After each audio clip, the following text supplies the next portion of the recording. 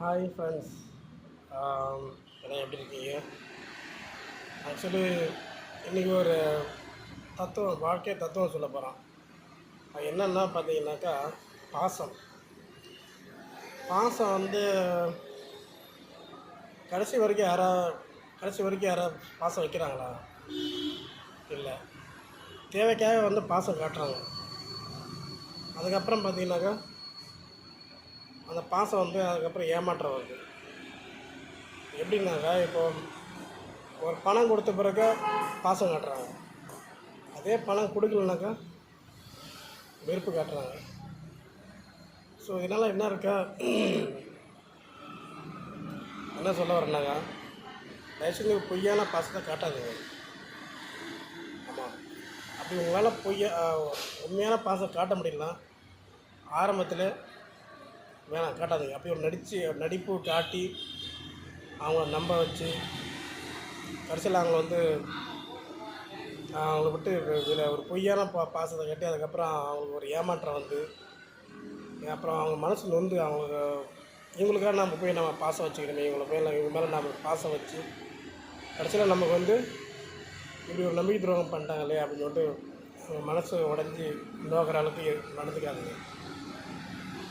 பாசமாக இருங்க, ஆனால் பொய்யான பாசத்தை காட்டி ஒருத்தங்களை வந்து ஏமாற்றாதீங்க.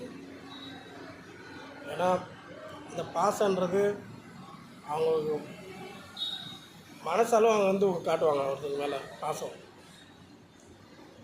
ஆனால் மற்றவங்க என்ன பண்ணுவாங்க, அதை பயன்படுத்திட்டு அவங்கள வந்து ஒரு நல்ல ஒரு வழிகாட்டியாக இருக்கணும் அவங்களுக்கு. ஓகே, அதுக்கு தகுந்த மாதிரி நீங்களும் வந்து அவங்களுக்கு பாசத்தை கொடுங்க.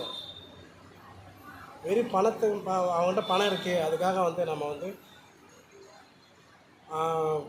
அவங்கள ஏமாற்றலாம் அப்படின்னு நினச்சி அவங்க மேலே பாசமாக இருக்காதுங்க.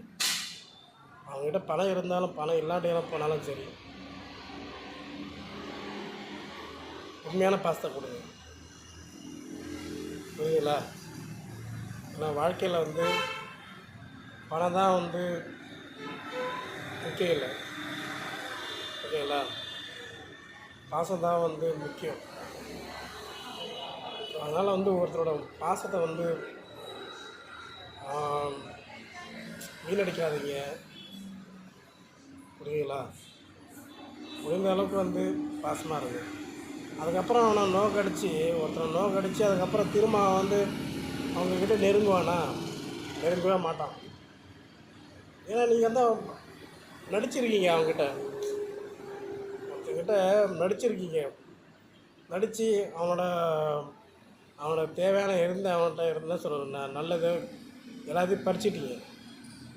அதுக்கப்புறம் திரும்ப உங்கள்கிட்ட நெருங்க மாட்டான் ஒருபோதும், ஓகேங்களா?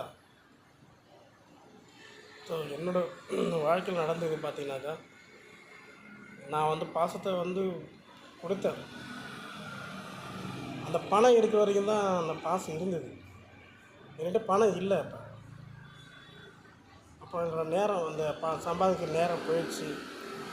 அதேமாதிரி பணமே எல்லாம் செலவழிச்சிட்டேன். ஆனால் அதேமாதிரி திரும்ப வந்து அவங்களும் வந்து என்கிட்ட பணம் இல்லாத போது என்கிட்ட பாசத்தை காட்டலை. ஆனால் அந்த பணம் கொடுக்குறவங்க தான் பாசமாக இருக்கிறாங்க. அதே பணம் கொடுக்கலனாக்கா என்ன பண்ணுறாங்க? அவ்வளோதான், இவங்க என்ன நம்ம பாசத்தை காட்டுறது. ஸோ ஃப்ரெண்ட்ஸ், முடிஞ்ச அளவுக்கு உண்மையாக இருங்க. பாசத்தோடு யார் உங்கள்கிட்ட பாசம் காட்டுறாங்க முடிஞ்சால் சப்ஸ்கிரைப் பண்ணுங்கள், லைக் பண்ணுங்கள். தேங்க்யூ.